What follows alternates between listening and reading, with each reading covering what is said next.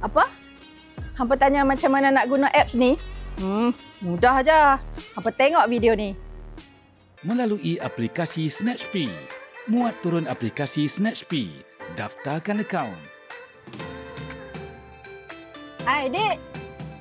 Pakai aplikasi Snatchpay je. Mudah. Pakai token. Lagi senang.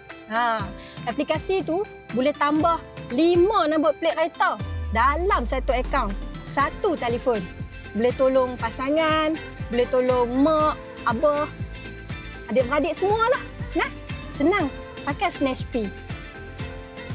Baik-baik, masih. Muat turun aplikasi Snatchpay untuk pengalaman pakai yang lebih lancar. Google Play Store.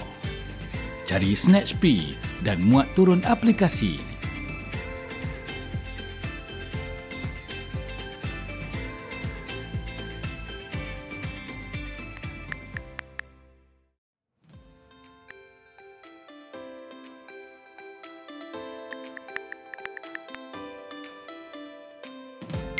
Selepas pendaftaran, anda akan menerima kod pengaktifan. Masukkan kod pengaktifan anda untuk mengaktifkan akaun. Lengkapkan profil dengan nama dan email anda. Untuk membeli token parkir, pertama, dari akaun, klik Parking Tokens. Pilih jenis token yang anda inginkan. Klik Next. Pilih kaedah pembayaran dan tekan Bayar sekarang. Proses pembayaran akan berlangsung dan setelah itu, pembayaran berjaya. Anda kini sudah bersedia untuk parkir dan keluar. Untuk menambah kenderaan, pergi ke akaun.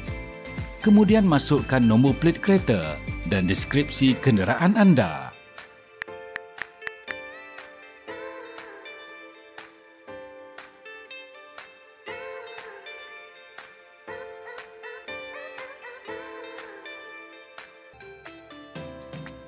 Awak yang buat susah kalau benda boleh mudah.